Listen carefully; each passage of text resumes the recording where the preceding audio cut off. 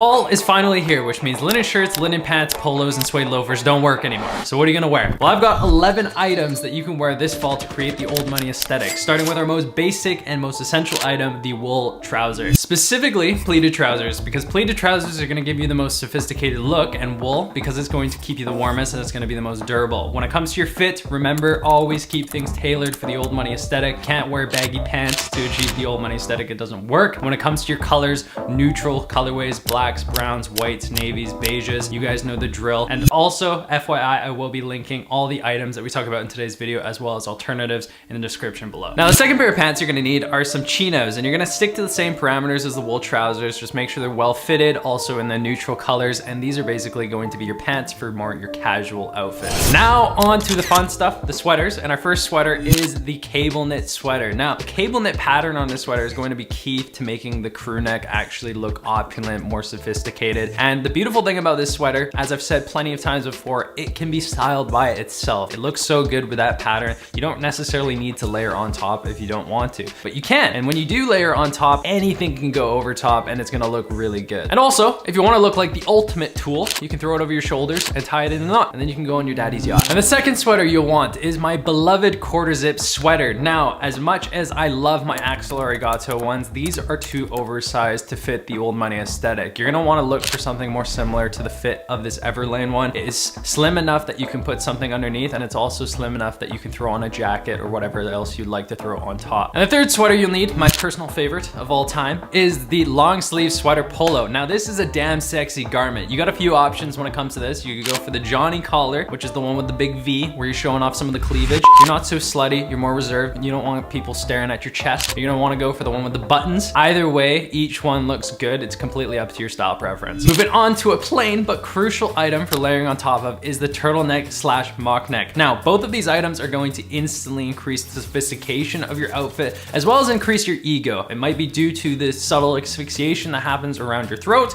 because I shit you not, you will think you are that guy. You're not that guy. Now, depending on if you want to layer something on top or if you want to wear it by itself, it's gonna depend on the one that you choose. If you go for something that's chunky, that's textured, this can be styled by itself and look very nice. But if you go for one of the slimmer ones, I would say that you would have to layer on it just because it might look a little bit too basic. Now, moving on to our first top layer item is the knit overshirt. Now, although this is kind of a leisure looking item, it is still quite refined and it's extremely versatile. This would obviously be used for a more mild temperature day. You're not gonna wanna go out in the freezing cold wearing this. It's not gonna keep you very warm. But you can layer this on top of your t-shirts, you can layer it on top of your turtlenecks or your long sleeve polos, and it's gonna look great. Next, we have something kind of similar to the overshirt, and that is the knit zipper cardigan. Now, this looks far less granddad than the ones that comes with the buttons. I wouldn't suggest doing that. I would get the one with the zipper because I think it's a lot more modernized. Although this is the old money aesthetic, I want you guys to look good and look your age. I don't want you to look like 100 years old. So I'd suggest getting this one. The rib texture makes it look a lot more refined, and it's still something that can be layered on top of, as well as have other layers underneath if you'd like. Next up, you're going to need a proper coat. Now, this coat could be an overcoat, it could be a trench coat, it could be a waistcoat. I think 99% of you guys, if you're like me, you're probably gonna like the overcoat the best, and I think this is gonna work for most people. Key thing to remember when purchasing an overcoat is to make sure that you can fit multiple layers underneath. That's the purpose of the overcoat. You're supposed to be able to put 2 to 3 layers underneath it. Don't have it so tight that you can only fit your short sleeve tee underneath. Keep that in mind, as well as when you go to buy this, it's gonna cost you a good amount of money, guys. It's not gonna be a cheap item because it's a lot of fabric, and if you want something that's good, you're gonna wanna go for wool, so you're gonna be looking in that $400 to $1,000 price range. Moving on to a casual layer, we have the puffer gilet. Now, it's key with the puffer gilet to not go too puffy with this, because we wanna keep the proportions all the same. You're gonna wanna go for something a bit more on the flatter side. When it comes to patterns, you could go for a quilted one, you could go for a ribbed one.